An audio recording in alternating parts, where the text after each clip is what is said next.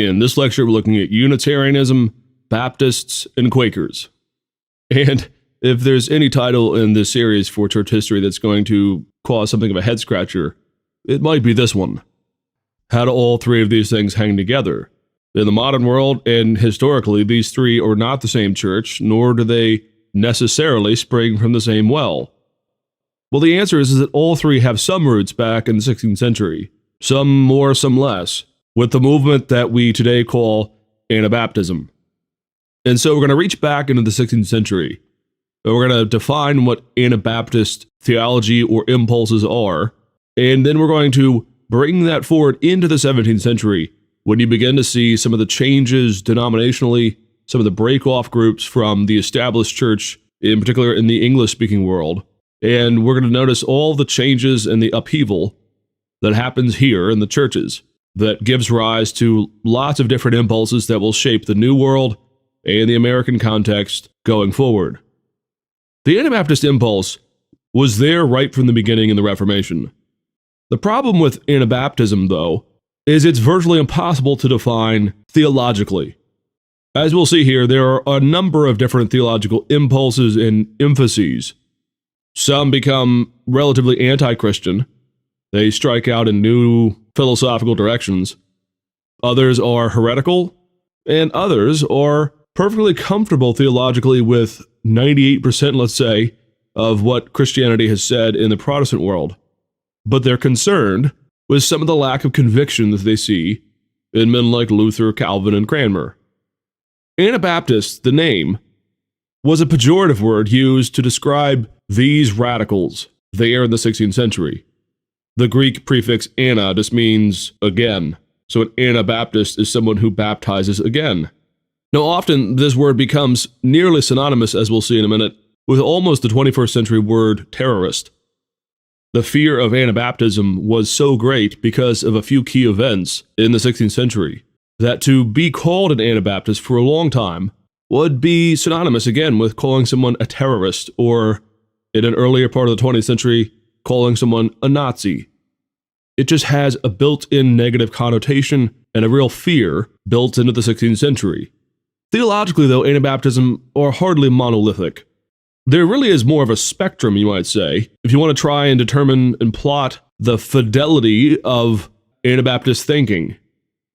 On the far side, you have those who are orthodox, we might say.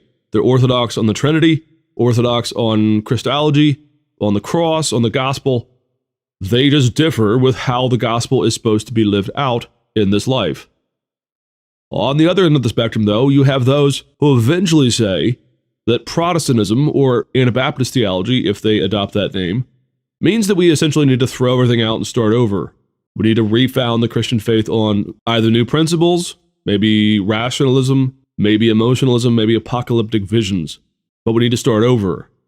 Well, if that's the problem theologically, again, we just have to make sure that we understand here. All these groups and all these movements that we're going to look at are going to be different theologically.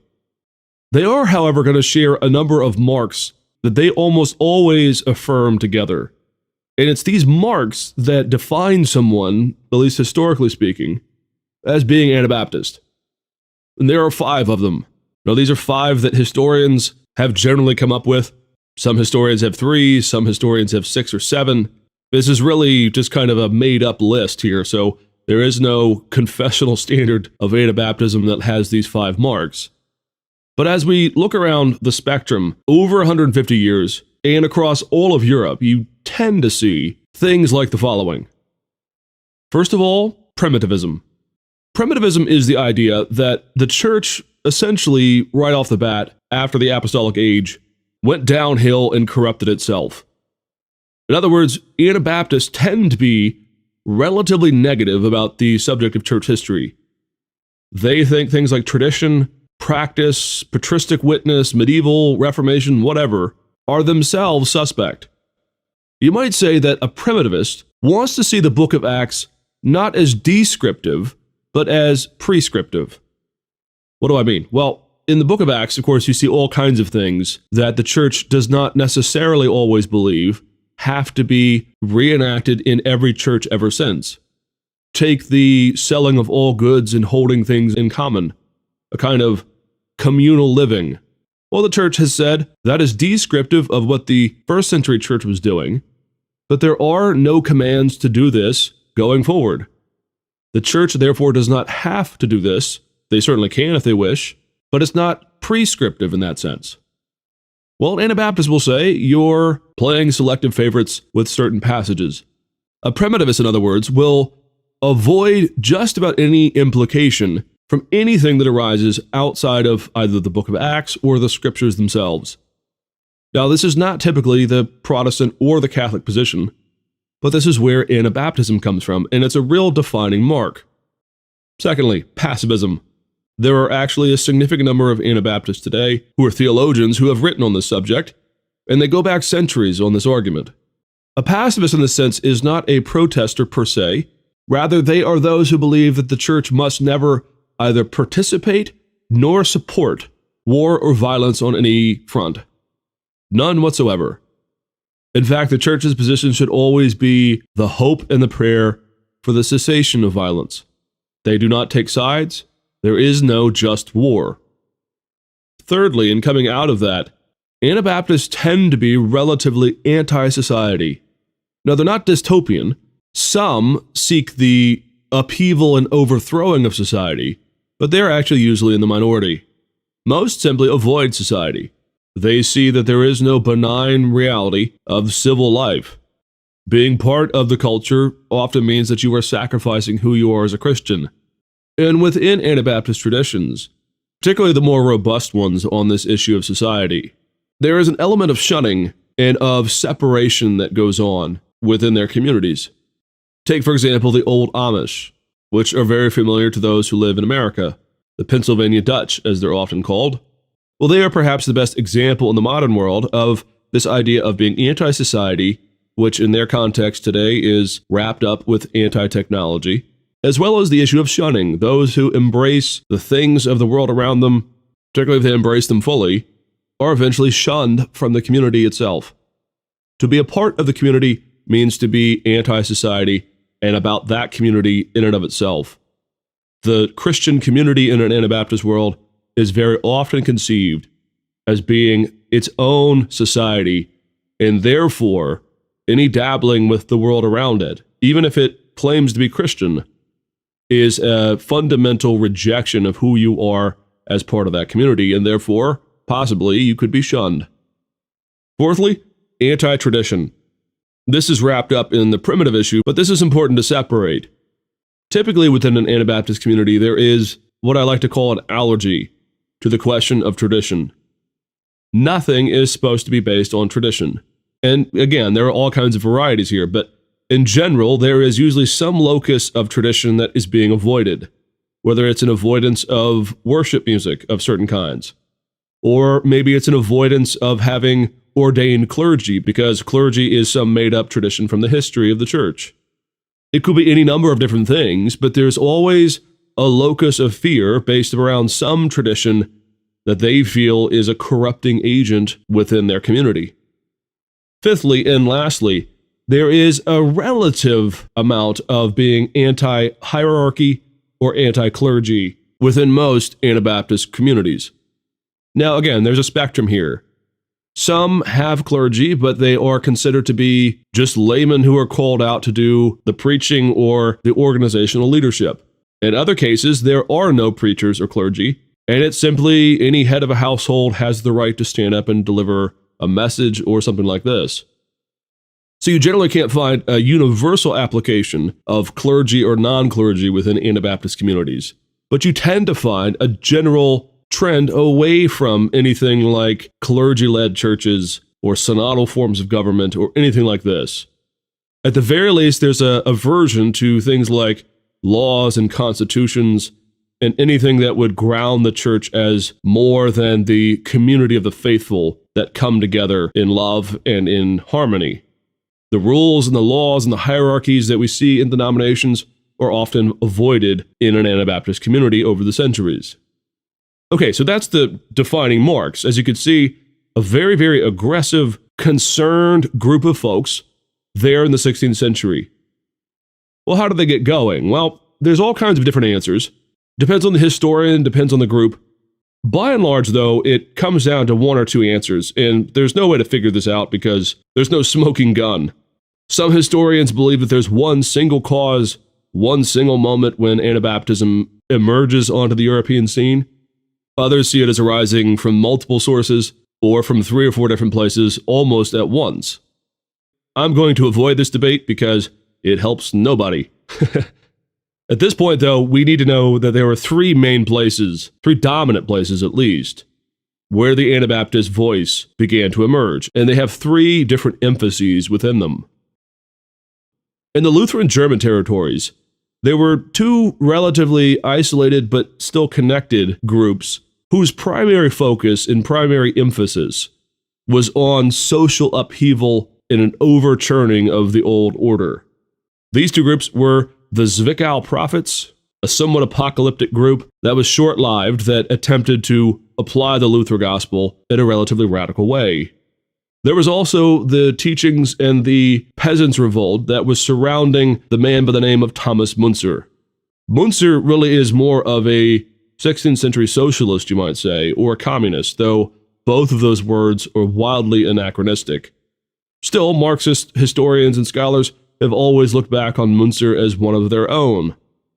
Muntzer's ideas do somewhat parallel what we would later call Marxism.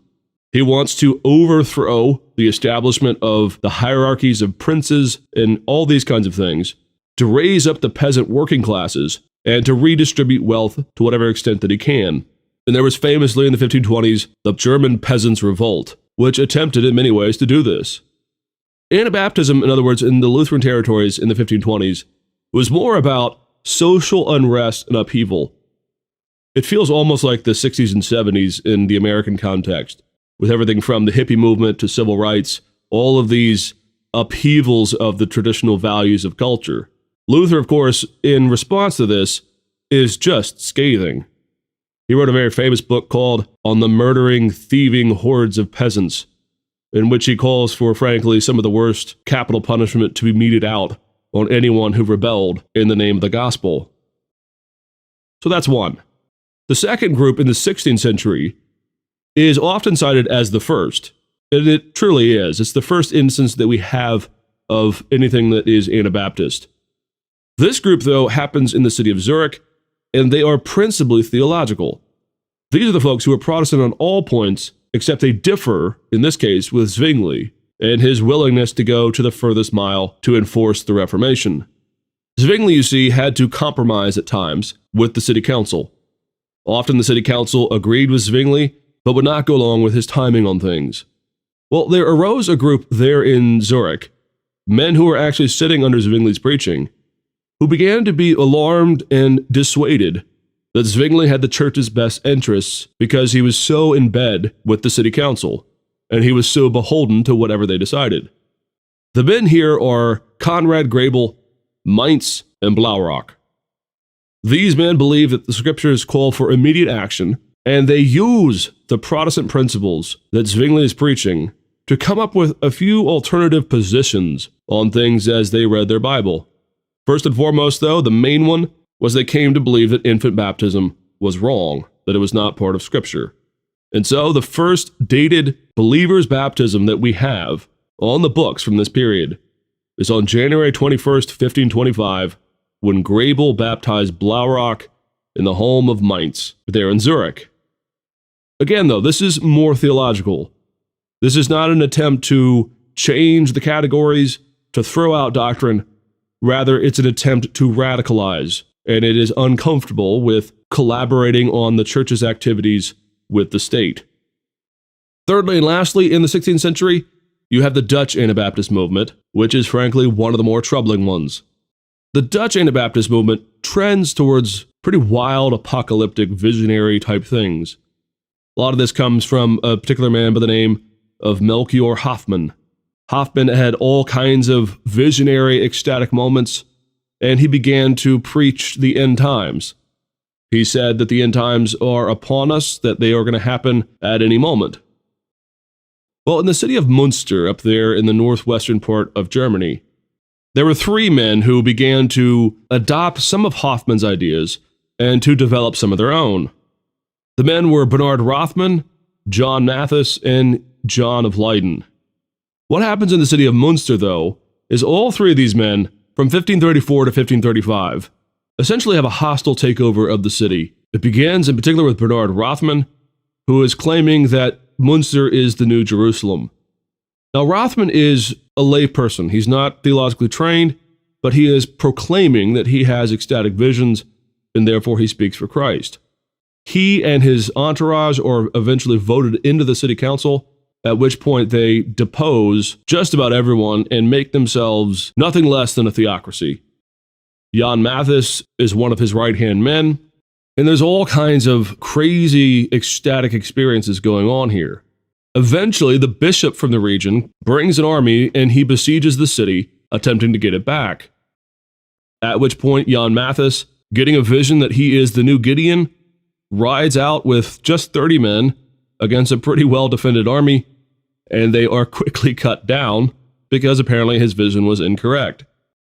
Not dissuaded by this, John of Leyden throws off his clothes, runs naked through the street, proclaiming that the end is nigh and that he now will rule here in this theocracy as the new David, and Munster is the new Jerusalem.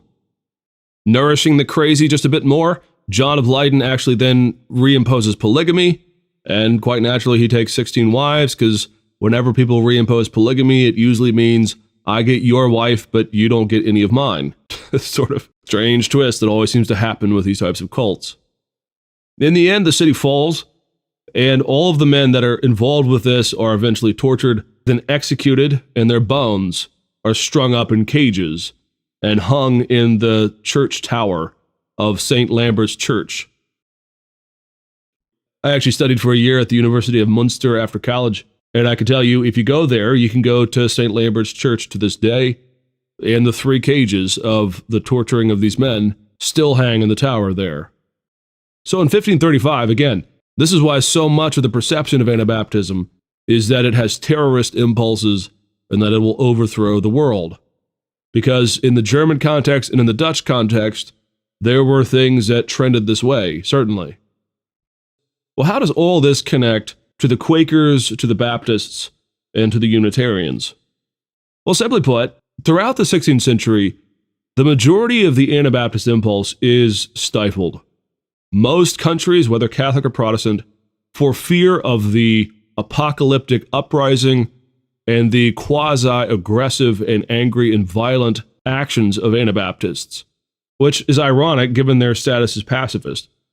But given these caricatures of Anabaptist thinking, Anabaptism really goes into hiding. They separate themselves even further. The anti-society and anti-tradition and hierarchy moves within Anabaptism are only strengthened as society persecutes them and kills them. There are all kinds of stories, frankly, of innocent Anabaptists attempting to live according to their faith who are drowned, usually, in a cruel twist, that if they want to be baptized again, that they'll just finish it off and drown them. A certain number of Anabaptists move out to the country of Poland. Poland had a more or less tolerant position on all kinds of these issues. In particular, those who were anti-Trinitarian or who held a number of heretical ideas that were either Arian or Gnostic from the ancient church tended to go out towards Poland. Others went into hiding, but yet resided in places like England, the Netherlands, or down in Germany or the Swiss regions. Well, if we fast forward into the 17th century, with all the upheaval that happens as a result of the English Civil War, and as a result of Charles II coming back in the 1660s, and reimposing a really aggressive anti-dissenter set of policies that attempted to ferret out and persecute those who did not want to take part in the state church. As a result of this, all of those names that I mentioned several lectures ago, Quakers, Seekers, Muggles, Dissenters, Familyists, Puritans, all these names, and they're all over the map theologically. But the majority of them are a renewed spirit of, frankly, Anabaptism. Not all of them, but a majority of them at least incorporate some of that impulse from the 16th century movement of Anabaptism, either purposefully or without realizing it. So take the rise of Baptists. Now, it's important to note here, Baptists actually do not stem from Anabaptism proper. There are a few historians who make this claim, and I have yet to meet a Baptist who doesn't at some point believe that Anabaptists are their forefathers and mothers. The fact is they do not. Baptists began specifically in 1609 with a man by the name of John Smith. John Smith had studied at Cambridge, and in the early 1600s, Cambridge was something of a hothouse for Puritanism. Now again, remember, Puritanism is not a single monolithic ecclesiology or theology, it's rather a set of principles related to the Anglican Church. John Smith is just one of these guys. And as a sort of conscientious objector, he ends up moving to the city of Amsterdam where he becomes a pastor. Now, he had been taught infant baptism and he had believed it, but as a pastor, as he studied the scriptures, in 1609 he came to the conclusion that credo baptism, as we call it, popularly called believer's baptism, was the right way. And so in 1609 he baptized himself and then another person, and then there was formed the earliest Baptist church, properly speaking. This little seed is then nourished and developed, and then a man by the name of John Spilsbury, a Calvinist overtly, in 1638, forms what is considered to be the first London Baptist congregation there in England. And from that again, it spreads and it grows piecemeal, step by step, until finally in 1689 there is formed the London Baptist Conference. There is formed a group that wants to create a confession of self-identity to be Baptist, and in 1689 there is the London Baptist Confession that is formed and created. Now notice, Baptists come specifically as a branch off of the Puritan movement. What they adopt, though, in part, are not a lot of the varieties of different ideas within Anabaptism, but rather a couple of them. Baptists tended to be relatively anti-hierarchy, at least in terms of, say, a synodal form of government. Baptists tend to be very congregational in terms of their structure. They also embrace the idea of rebaptism, or baptism of believers. John Smith, in fact, very famously said that if you were baptized as an infant and you joined his church, a Baptist church, you needed to be rebaptized in keeping with their faith. That is an element of the early Anabaptist movement, but it doesn't come from it. This is important. What is really happening here is, after the long memory of the terrorist movement, you might say, of early Anabaptism, and that is frankly very unfair, but what I mean here is the perception of Anabaptism. With the rise in the 17th century of so much upheaval, a lot of those impulses can now flourish and can populate in different groups and in different ways. So in the 16th century, say around 1550, anyone who proclaims the view that one has to be baptized as an adult or as a believer would immediately be marked as an Anabaptist and either thrown out of the city or something worse. Here now, though, in the 17th century, you see arise the tolerance, at least for a period of time, of some of these ideas as not being synonymous with apocalyptic, millenary upheaval and the overthrowing of the world. And so Baptist heritage is allowed to flourish in the 17th century in a way that it would not have been allowed to flourish in the 16th century. Another group, the Quakers. The Quakers tend to be underappreciated when it comes to its involvement in either English history or in American religious history, but it is significant. The Quakers are right there in the 1650s and 60s as part of that dissenting group. They get their origin from a man by the name of George Fox. George Fox was a lay preacher, a committed man who, in the 17th century, begins to look very much like an Anabaptist, though, again, he himself would not have said that he derived any of his theology from Anabaptism. Rather, it seems to spring almost naturally from within. As the king and as the established Anglican Church begin to oppress folks, you see this sort of spasm where they are moving without. They are moving to leave the church. George Fox was imprisoned on multiple occasions for his preaching up and down England. He didn't initially call themselves Quakers. His more preferred name was to call themselves first the Children of Light, and then eventually they called themselves the Friends. And the idea here is picking up a few of those, again, traditional elements that we see in Anabaptism from the very beginning. George Fox is pretty committed to primitivism and to passivism. On repeated occasions, he's asked to swear allegiance to the state, and he will abjure. He will say, no, thank you. That is not what Christians are able to do. Fox is enormously persecuted, and Quakers in general are almost always persecuted in the context of the 17th century. And they probably would have gone down as a merely persecuted group that was not allowed to take root, were it not for the work of a man by the name of William Penn. William Penn was the son of an admiral, very, very wealthy, influential family. And William Penn, through a conversion of his own, begins to follow George Fox around on some of his preaching tours. When his father dies and William Penn comes into his own inheritance, the king at the time, Charles II, after he had been restored to the throne, owed William Penn's father a great deal of money.